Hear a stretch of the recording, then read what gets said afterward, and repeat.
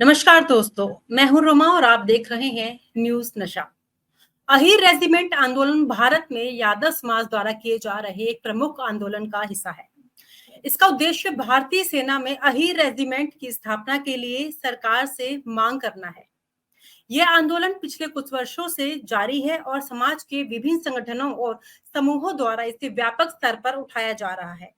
आंदोलन का मुख्य आधार यह है कि अन्य समुदायों के लोग यदि विशेष रेजिमेंट हो सकती है, जैसे राजपूताना रेजिमेंट, सिख रेजिमेंट और गोरखा रेजिमेंट, तो यादव समाज के लिए भी एक विशेष अहीर रेजिमेंट होनी चाहिए। ऐतिहासिक योगदान यादव या अहीर समुदाय का भारतीय इतिहास विशेषकर सैन्य समाज में एक प्रमुख योगदान रहा है। इसे द्वितीय विश्व युद्ध, महाभारत काल और स्वतंत्रता संग्राम में यादव योद्धाओं की वीरता के उदाहरण के रूप में देखा जा सकता है। इसलिए उनका मानना है कि इस योगदान को मान्यता मिलनी चाहिए। एक विशेष रेजिमेंट के रूप में इसका सम्मान होना चाहिए। अहीर रेजिमेंट की मांग का मुख्य कारण क्या हो सकता है? इन तमाम सवालों पर जवाब देने के लिए हमारे साथ इस समय जुड़ चुके हैं मध्य प्रदेश से राजकुमार यादव जी। राजकुमार यादव जी, नमस्कार, स्वागत है आपका। नमस्कार। सबसे पहले तो मुझे आप ये बताएं कि ये जो मामला है, ये आखिर है क्या? ये जो यादव समाज रेजिमेंट है, आंदोलन है, क्यों किया जा रहा है और इसके पीछे क्या धारणा है? जी रोमा, मैं बता दूं आपको कि जिस समय जो ब्रिटिश हुकूमत हुआ करती थी हमारे भारत में, या कहें कि अंग्रेजों का जब शासनकाल था, तो उस समय जो यादव समाज का अहीर पलटन के नाम से रेजिमेंट था, अहीर पलटन के नाम से रेजिमेंट था। तो 1857 की जो क्रांति हुई, उसमें यादव समाज से, अहीर समाज से राव तुलाराम जी आते थे। तो राव तुलाराम जी ने देखा कि अंग्रेजों ने भारत पर जो है अत्याचार करना चालू कर दिया है। उस अत्याचार को देखते हुए राव तुलाराम ने एक 1857 में 5000 सैनिकों के साथ एक आंदोलन स्टार्ट कर दिया, मतलब कि अंग्रेजों के खिलाफ एक बगावत शुरू कर दी। जब अंग्रेजों के खिलाफ बगावत शुरू करी, तो इसके बाद में क्या हुआ कि अंग्रेजों को लगा कि कहीं न कहीं अहीर समाज बागी कौम है, मतलब जैसे कोई भी अगर देश पर अत्याचार करेगा, तो ये कहीं न कहीं देश की जनसेवा में लग जाएगी और कहीं न कहीं अंग्रेजों के खिलाफ जो है बगावत करना चालू कर दिया। तो उन्होंने सोचा कि कहीं न कहीं जो है लड़ाकू कौम है, वीर कौम है, इसलिए इस कौम का जो अहीर पलटन के नाम से जो रेजिमेंट है, इसको अगर खत्म नहीं किया, तो ये कहीं न कहीं हम लोगों को बहुत ज़्यादा नुकसान पहुँचाएँगे। कौन? राव तुलाराम जी के नेतृत्व में जब 5000 सैनिकों के साथ में जो अहीर रेजिमेंट था उस समय, अहीर पलटन के नाम से, जब इस तरह का आंदोलन शुरू किया, तो इसके बाद में इन लोगों ने अहीर रेजिमेंट का जो है अहीर पलटन के नाम से था ना, उसको हटा दिया। अच्छा। इसके बाद में जब तुलाराम जी ने जो इस आंदोलन को छेड़ा, इसके बाद में जो है लगातार, चाहे वो फिर महात्मा गांधी जी हों और भी कई हमारे जो देश के महानायक हैं, उन लोगों ने भी कहीं न कहीं जो है अंग्रेजों के खिलाफ एक बुगल फूँका। तो मैं आपको बताना चाहता हूँ कि रेवाड़ी के जो राव तुलाराम यादव थे, अहीर थे, इन्होंने जब इस तरह की शुरुआत की, तो अहीर पलटन के नाम से था, उसको हटा दिया। लेकिन जैसे-जैसे फिर सभी लोग, चाहे वो यादव समाज के हों, अहीर समाज के हों या हमारे देश के किसी भी समाज के नागरिक हों, सभी लोगों ने जो है अंग्रेजों से मुक्त होने के लिए, अंग्रेजों के शासन काल से मुक्त होने के लिए एक देश में एक बिगुल फूँक दिया और कहीं न कहीं मान के चलो अंग्रेजों से कहा कि भारत छोड़ो, और इसके लिए लड़ाई स्टार्ट कर दी। तो फिर जो यादव समाज थे, अहीर समाज के लोग थे, इन्होंने फिर क्या किया कि देश की आज़ादी में अपने अहीर रेजिमेंट को महत्व न दे करके देश की आज़ादी को सबसे पहले महत्व देना उचित समझा और कहीं न कहीं देश की आज़ादी के लिए लड़ाई लड़ना शुरू कर दिया। जैसे ही भारत हमारा 15 अगस्त 1947 में आज़ाद हुआ और आज़ाद होने के बाद में सारी व्यवस्थाएँ चाक-चौबंद हुई, भारत का संविधान बना और सब कुछ हुआ। इसके बाद में फिर कहीं न कहीं यादव समाज को ऐसा लगा कि आज उस समय हमारा जो है अहीर पलटन के नाम से अहीर रेजिमेंट था और हमारा रेजिमेंट नहीं है, तो कहीं न कहीं जो यादव समाज के लोग हैं, उनको अपने आप में पीड़ा हुई कि एक तरफ क्या है, देश में जब शहादत की बात आती है और कहीं न कहीं लड़ाकू कौम है, और जब हम लोग देश के लिए शहादत देते हैं, देश के लिए लड़ने का काम करते हैं, तो हमारा आखिर रेजिमेंट क्यों नहीं है और इस तरह का हमारे साथ भेदभाव क्यों हो रहा है? तब फिर अहीर समाज के लोगों ने अहीर रेजिमेंट की माँग स्टार्ट की। चूंकि मैं आपको जानकारी के लिए एक और बात बता दूं कि राजपूत रेजिमेंट है, सिख रेजिमेंट है, जाट रेजिमेंट है और तमाम क्षेत्र विशेष के आधार पर भी कई सारे रेजिमेंट है। और इसके अलावा भी जो भारत देश आजाद हुआ है तब से भी कई क्षेत्र विशेष के आधार पर कई जब मांग हुई है तो कई बार जो है रेजिमेंट नए तरीके से मांग स्वीकार भी हुई है। लेकिन चूंकि मैं आपको जहां तक वीरता की बात आती है तो वहां पे मैं आपको बता देना चाहता हूं कि जब लता मंगेशकर जी ने जो गाना गाया था जो 15 अगस्त 26 जनवरी पे गाते हैं, ये मेरे वतन के लोगों जरा आंख में भर लो पानी, जो शहीद हुए हैं उनकी जरा याद करो कुर्बानी। कोई सिख, कोई जाट, मराठा, कोई इस तरह से सभी जातियों का सम्मान होता है जब ये गाना बजता है। तो मैं आपको एक बात बता दूं, जब ये गाना बना है जो लता मंगेशकर जी ने गाना गाया है, वो अहिर समाज की लड़ाई के ऊपर गाना बना है, वो भी मैं आपको बता देता हूं। क्या है, रेजांगला पर 1962 18 नवंबर 1962 को एक युद्ध हुआ था जिसमें रेजांगला की जो चौकी थी और रेजांगला की चौकी पर लगभग 4000 से 5000 चीन के सैनिकों ने एक हमला बोल दिया था रात के टाइम, वो भी दिन में नहीं, रात के टाइम। जब रात के टाइम हमला बोला तो इधर जो कुमाऊं कुमाऊं पलटन के नाम से कुमाऊं रेजांगला पर जो कुमाऊं पलटन के नाम से वो है, उसमें जो अहिर सैनिकों की टुकड़ी है 120 से अहिर समाज के, यादव समाज के सैनिकों की एक टुकड़ी थी।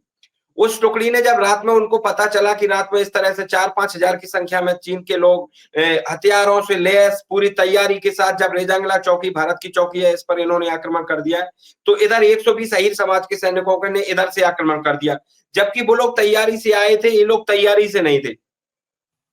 इसके बावजूद भी बाकायदा भारत के इतिहास में ये चीज रोमा जी दर्ज है कि 120 जो सैनिक थे यादव अहीर समाज की पलटन थी, उसने अहीर रेजांगला की चौकी तो बचाई ही बचाई, लेकिन 120 सैनिकों ने लगभग 4000 सैनिकों को मार गिराया। सोचो, कल्पना भी करेंगे तब भी बहुत मुश्किल होता है, लेकिन बाकायदा ये इतिहास में दर्ज है। जब इसकी पूरी शिनाख्त हुई, सारी चीजें हुई, तो 120 में से किसी भी अहीर समाज के, यादव समाज के जो है योद्धा था, उसकी मतलब छाती पर गोली थी सारी की सारी, पीठ पर किसी यादव समाज के व्यक्ति पर गोली नहीं थी।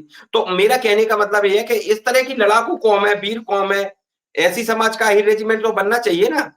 जब जी जी जी शहादत भी दे दी है, आज जब सैनिक जो जब यादव समाज के जो सैनिक हैं वो शहीद होते हैं, दूसरी तरफ यहाँ पर कांधे पर उनकी समाज का नाम नहीं होता है। एक तरफ वो शहादत देने में किसी तरह से पीछे नहीं हटते हैं, वो बाकी जैसे मान लो यहाँ पर और समाज के रेजिमेंट होते हैं, कंधे पर जब नाम लिखा होता है और अहीर समाज का लिखा नहीं होता है। दूसरी तरफ शहादत में किसी तरह की कोई कमी नहीं रखते हैं।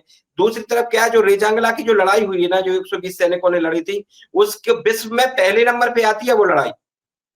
जब बड़ी बड़ी लड़ाई की जिक्र होती है तो वो लगभग पहले और दूसरे नंबर पे आती है वो लड़ाई। इतनी बड़ी लड़ाई को गिना जाता है क्योंकि कभी भी 120 लोग 4000 लोगों को कभी नहीं मार सकते, इस तरह का इतिहास में कभी नहीं होता है, लेकिन ऐसा करके बताया है। और जब इतनी वीर कौम है तो इससे देश को कहीं ना कहीं सुरक्षा भी मिलेगी। अगर ऐसे लोगों को सम्मान मिलेगा तो कहीं ना कहीं वो देश की सुरक्षा में ही काम आएंगे। तो इस तरह से कहीं ना कहीं जो सरकार को लगातार जागरूक किया। चूंकि इसी क्रम में मैं आपको बता दूं कि हमारे द्वारा मध्य प्रदेश में सबसे पहले आज से लगभग 6-7 साल पहले, 5-6 साल पहले जो है हम लोगों ने मध्य प्रदेश का एक शिवपुरी जिले का बदरवास है, और बदरवास से हमने जो अहीर रेजिमेंट की जो आवाज को स्टार्ट किया था सड़कों के माध्यम से। हम लोगों ने जब सड़कों के माध्यम से ज्ञापन देना स्टार्ट किया तो मध्य प्रदेश में ही मान लीजिए हम लोगों ने सैकड़ों की तादाद में, आपने देखा भी होगा, सैकड़ों की तादाद में हम लोगों ने रैलियां निकालने का काम किया। तहसीलदार, एसडीएम, कलेक्टर, आईजी, डीआईजी, मुख्यमंत्री, राज्यपाल और तमाम भारतीय जनता पार्टी और कांग्रेस के नेताओं के माध्यम से ज्ञापन देकर के हम लोगों ने इस मुहिम को स्टार्ट किया।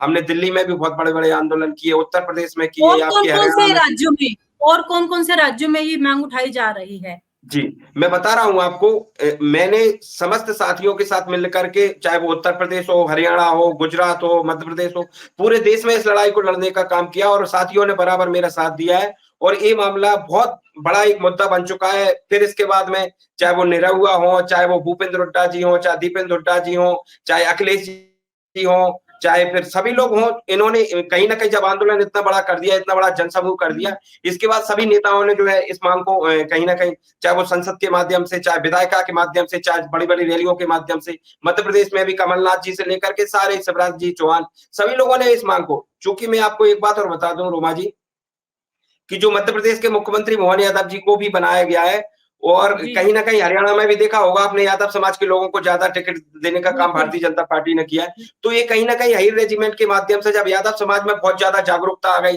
तो उन्होंने सोचा कहीं ना कहीं यादव समाज जो है बलवान कौम है, जागरूक हो चुकी है, तो अगर यादव समाज को किसी तरह की कोई हिस्सेदारी नहीं दी, तो ये यादव समाज कहीं ना कहीं अपना एक भारतीय जनता पार्टी की ओर रुख नहीं करोगी। इसलिए इन्होंने कहीं ना कहीं इसी वजह से मध्य प्रदेश में मोहन यादव को मुख्यमंत्री बनाया, और इसी वजह से हरियाणा में यादव समाज के जो नेता हैं इनको ज्यादा तवज्जो दी जा रही है, लोगों को टिकट दिया जा रहा है। अहीर रेजिमेंट की जागरूकता का कारण है रोमा जी, जिस वजह से यादव समाज को इतना मान सम्मान दिया है। लेकिन मैं इसमें एक और बात बता दूं, दो तरह के सुधार होते हैं, एक परिवार सुधारक होते हैं, एक समाज सुधारक होते हैं, आप समझ सकते हैं। तो जो चाहे वो यादव समाज के देश के नेता हो, चाहे मध्य प्रदेश के नेता हो, चाहे हरियाणा के, ये लोग परिवार सुधारक की तरह काम कर रहा है और यादव समाज को सिर्फ इस्तेमाल करने का काम करते हैं। जब बात आती है तो बोल देते हैं अहीर रेजिमेंट बनाओ, जब इनको लगता है कि कहीं ना कहीं यादव समाज का वोट लेना है। लेकिन चूंकि समाज सुधारक ही लोग नहीं है, जैसे मान लीजिए अब मोहन यादव मुख्यमंत्री को बना दिया, तो मोहन यादव को अहीर रेजिमेंट के आंदोलन की वजह से मुख्यमंत्री बने, लेकिन कभी भी आज तक उन्होंने मुंह से आवाज नहीं निकाली कि अहीर रेजिमेंट आके हमारा अहीर रेजिमेंट बनना चाहिए। तो ऐसे लोग कहीं ना कहीं, मैं सीधा आरोप लगा रहा हूं आपकी मंच के माध्यम से, ये कहीं ना कहीं परिवार को सुधार करने का काम करते हैं। अगर वास्तव में डॉक्टर मोहन यादव मुख्यमंत्री अगर अहीर समाज के जो है हितैषी हैं और यादव समाज के हितैषी हैं, तो उनको अहीर रेजिमेंट की मांग जो है उठाना चाहिए। और अब तो वो मुख्यमंत्री हैं, उनको देश के प्रधानमंत्री से उन्हीं की पार्टी है, तो अहीर रेजिमेंट की मांग करना चाहिए। जी रोमा जी। तो वो मुख्यमंत्री है, उन्होंने अभी इस पे कोई प्रतिक्रिया नहीं दी है, लेकिन सरकार द्वारा क्या इस मांग को लेकर कुछ प्रतिक्रियाएं आई हैं? जी रोमा जी, मैं आपको बताऊं, जब मध्य प्रदेश के जो डॉक्टर मोहन यादव अभी वर्तमान में मुख्यमंत्री हैं, इससे पहले की सरकार में वो तत्कालीन उच्च शिक्षा मंत्री हुआ करते थे। उन्होंने अहीर रेजिमेंट की हमारी कई सारी मंचें शेयर की हैं। अच्छा। कई सारी हमारी अहीर रेजिमेंट की, जब मैं जाता था पूरा देश में प्रदेश में, उन्होंने कई सारी हमारी अहीर रेजिमेंट की मंच शेयर की। लेकिन जब से वो मुख्यमंत्री बने हैं, तब से वो अहीर रेजिमेंट के लिए किसी तरह की कोई आवाज नहीं उठा, क्योंकि आरएसएस का जिस तरह का आदेश मिला होगा, भारतीय जनता पार्टी का मिला होगा कि आपको हम मुख्यमंत्री इसलिए बना रहे हैं कि आप इस समाज को कहीं ना कहीं वोट बटोरने का काम करो। लोकसभा चुनाव से पहले उनको बनाया गया, जिससे कि पूरे देश की यादव समाज का वोट कहीं ना कहीं भारतीय जनता पार्टी को मिल जाए। चूंकि यादव समाज जागरूक हो गया, इससे पहले यादव समाज जब जागरूक नहीं था रोमा जी, सत्य बता रहा हूं मैं आपको, इस समय मध्य प्रदेश की यादव समाज को तो बिल्कुल ही नहीं गिना जाता था, और ना ही हरियाणा में यादव समाज को पावरफुल रूप में गिना जाता था। जब से जो युवाओं ने अहीर रेजिमेंट के माध्यम से एक पूरा देश में पूरी जागरूकता लाए, हम लोगों ने बहुत मेहनत की है, रातों रात जाग जाग करके पिछले 5-6 साल से हम लोग मेहनत कर रहे हैं। इसका नतीजा है कि लगातार जो है यादव समाज को सम्मान मिलने का काम कर रहे हैं। लेकिन मुझे खुशी इस बात की है कि यादव समाज को सम्मान मिलना चाहिए, लेकिन मुझे दुख इस बात का है कि इन लोगों को जो है, एक तरह से ये लोग यादव समाज के बलबूते ऐसी पोस्टों पर पहुंच जाते हैं, इसके बाद भी समाज की आवाज नहीं उठाते हैं, तो इस बात का बहुत दुख होता है, आत्मा में बहुत दर्द होता है। लेकिन मैं मेरी समाज को भी आपके माध्यम से, चैनल के माध्यम से अपील करना चाहूंगा कि कहीं ना कहीं जो समाज के ठेकेदार हैं, ऐसे लोगों से दूर रहने की जरूरत है, क्योंकि क्या है कि समाज, ये लोग परिवार सुधारक हैं, समाज सुधारक नहीं हो सकते रोमा जी। कुल मिलाकर जिस मुद्दे को लेकर उन्हें मुख्यमंत्री बनाया गया था, मुख्यमंत्री जी बनने के बाद उस मुद्दे को तो वो भूल ही गए एक तरीके से। बिल्कुल रोमा जी, बिल्कुल बिल्कुल।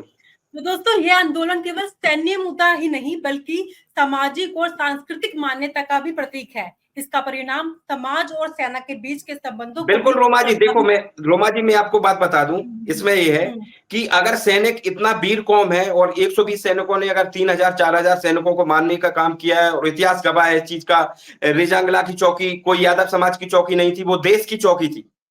जी तो ऐसे लोग अगर ऐसे लोगों को अगर मान लो, एक तो कुर्बानी देते हैं, शहादत देते हैं, तो ऐसे लोग अगर काम करेंगे तो सभी समाज की सेवा करेंगे, देश की सेवा करेंगे, वतन बिल्कुल। की सेवा करने का काम करेंगे। अगर ऐसे लोगों को अगर सम्मान मिल जाता है, कांधे पर रेजिमेंट मिल जाता है, तो इससे तो कहीं ना कहीं देश सेवा होगी, कोई जातिगत मैटर नहीं हो सकता है। जब राजपूत रेजिमेंट है, जाट रेजिमेंट है, सिख रेजिमेंट है, और भी रेजिमेंट है, तो इस तरह से अगर मान के चलो यादव अहीर को भी अगर दिया जाएगा, तो लोग बोलते हैं कि जातिवादी है। रोमा जी, मैं आपके माध्यम से बताना चाहता हूँ, ये किसी तरह का कोई जातिवाद का काम नहीं। अगर मैं सरकार से एक और आग्रह करना चाहता हूँ, निवेदन करना चाहता हूँ, अगर आप सोचते हैं कि यादव समाज किसी तरह का कोई जातिगत रेजिमेंट मांग रहा है, तो बाकी के रेजिमेंट खत्म कर दो आप, बिल्कुल, फिर सब बराबर भेदभाव कर मत दो करो। सब। मेरा कहने का मतलब है, बाकी जो रेजिमेंट जाति से चल रहा है उनको खत्म कर दो, और हमारा मत बनाओ, कोई दिक्कत नहीं। लेकिन अगर उस तरह से रेजिमेंट है, अब दूसरी बात आती है शहादत की बात, कुर्बानी की बात आती है, तो काफी तादाद में कुर्बानी दे रहे हैं, लड़ाकू कौम है, एक भी जो है गोली जो है सारी की सारी गोली छाती पर लगी, पीठ पर एक भी नहीं लगी। तो इससे साफ जाहिर होता है कि कहीं ना कहीं यही समाज एक ताकतवर समाज है और पावरफुल समाज है। ऐसी समाज के लिए जो है एक रेजिमेंट का होना अत्यंत आवश्यक है। जी रोमा जी। चलिए, अहीर रेजिमेंट को लेकर आपने जो बातें कही वो अभी तक हमने कहीं नहीं सुनी थी, जो आपने इन चीजों को विस्तार में हमारे दर्शकों को बताया। अब ये मुद्दा थोड़ा और भी गरमाया जाएगा। इस तमाम जानकारी के लिए आपका बहुत बहुत शुक्रिया। नमस्कार। और आप हमसे जुड़े रहने के लिए सब्सक्राइब करें YouTube पर, फॉलो करें Twitter पर और लाइक करें Facebook पर। और ज्यादा जानकारी के लिए आपको टाइप करना होगा सिर्फ न्यूज नशा।